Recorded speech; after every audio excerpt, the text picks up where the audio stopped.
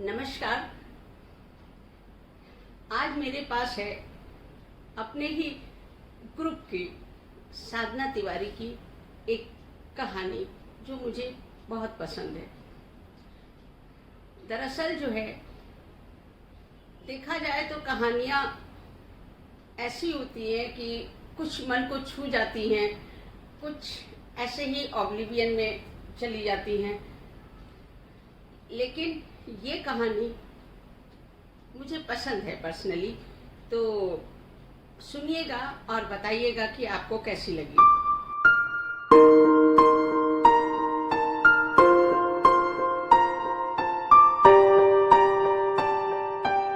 सुमी के हाथों में पत्र फड़फड़ा रहा था।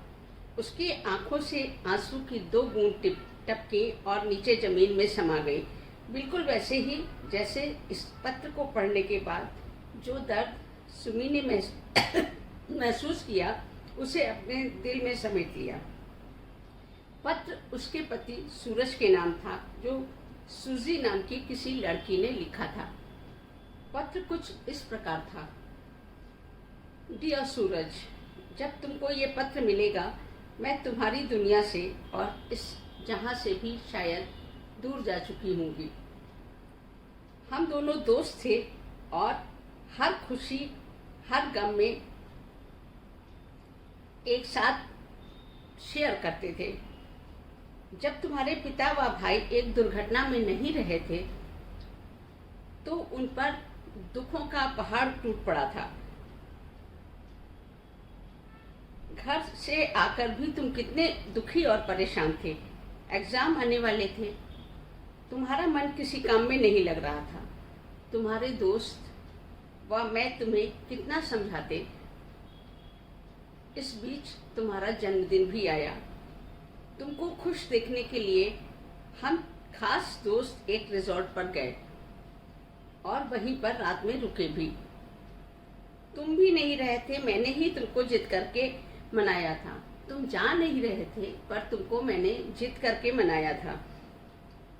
तुम बिल्कुल नशा नहीं करते थे। तुम्हें जोर देकर दोस्तों ने बियर पिला दी और तुम कितना मना कर रहे थे, पर दोनों ने ही कहा यार थोड़ा लेना, मूड ठीक होगा। और उन्होंने शायद उसमें थोड़ी वाइन भी मिला दी थी। तुम उसके सुरूर में हो गए। दोस्त अपनी मस्ती में थे। तुम्हें मैं कमरे तक छोड़ने आई। जब मैं जाने लगी तो तुमने मेरा हाथ पकड़ लिया और हम दोनों के बीच वो हुआ जो नहीं होना चाहिए था। तुम नशे में थे इसलिए तुम्हें कुछ पता नहीं लगा, पर मैं भी तुमको रोक नहीं पाई। शायद तुमको पसंद जो करती थी। अगले दिन मैं तुमसे नजरें नहीं मिला पा रही थी। तुमने कारण भी पूछा, मुझे लगा शायद तुम्हें याद होगा। मैंने कहा भी काश तुमको कुछ याद होता। तुमने कहा नहीं, तुमको नशा था इसलिए तुम्हें याद भी नहीं था कि क्या हुआ। तुम बेहद नेकदिल इंसान थे, तुम्हें तो कुछ याद ही नहीं था।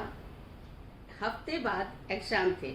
तुम भी अपना मन पढ़ाई में लगाने की कोशिश करते और हम सब पढ़ने में व्यस्त हो गए। मैंने सोचा घर जाने से पहले तुम्हें सब बता दूंगी, पर नियति को कुछ और मंजूर था। अचानक तुम्हारी माँ की तबीयत खराब हुई और तुम चले गए। मैंने जाने से पहले कहा भी, सूरज मुझे कुछ कहना है।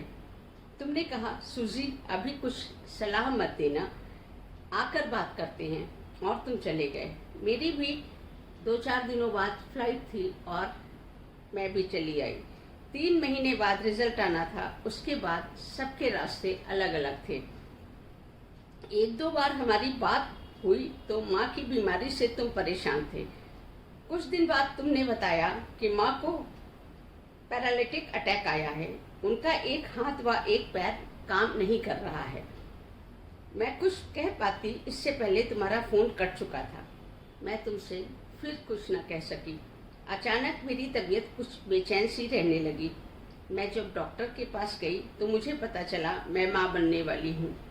मेरी आंखों के सामने अंधेरा छा गया। और मैंने तुम्हें फ़ोन किया, पर तुम्हारा फ़ोन बंद आ रहा था। मुझे कुछ समझ में नहीं आ रहा था। माता पिता भी नहीं थे। मुझे 1 वर्ष से पादरी ने पाला था मेरे माता पिता के मरने के बाद। मैंने उन्हें बताना उचित समझा और मैंने उनसे सब बता दिया, और उन्होंने कहा कि तुमको सब बात सूरज को बतानी चाहिए। फौरन जाओ और उसे सब बता दो। मैं जब पहुंची तो एक दोस्त से पता चला तुम्हारी शादी हो गई है। तुम्हारे मामा ने तुम्हारी माँ की बीमारी व देखभाल का वास्ता देकर तुम्हें मजबूर किया था। मुझे कुछ भी समझ में नहीं आया। अब मैं क्या करती। एक बार फिर मैं तुमसे बिना मिले, बिना कुछ कहे लौट आई। जीवन भर का दर्द लेकर सोचा इसे भी अपने से अलग कर दूंगी, पर तुम्हारी निशानी को अपने से दूर नहीं कर पाई, और सबके समझाने के बाद भी मैंने उसे जन्म देने का फैसला किया और फादर को एक पत्र देकर कहा कि यदि मुझे कुछ हो जाए तो ये पत्र भेज दीजिएगा, क्योंकि डॉक्टर ने बताया था कि प्रेगनेंसी रिस्की है। तुम्हारी सब ठीक हो जाएगा। लेकिन भाग्य को मेरे साथ बच्चे का साथ भी मंजूर नहीं था। तुम इसे अपना सको तो इसका जीवन संवर जाएगा। तुम्हारी सूजी। नहीं लिखूंगी क्योंकि मैं सिर्फ तुम्हारी दोस्त थी और कुछ नहीं। सुम्मी, ओ सुम्मी। सूरज की आवाज़ से वो चौंक गई।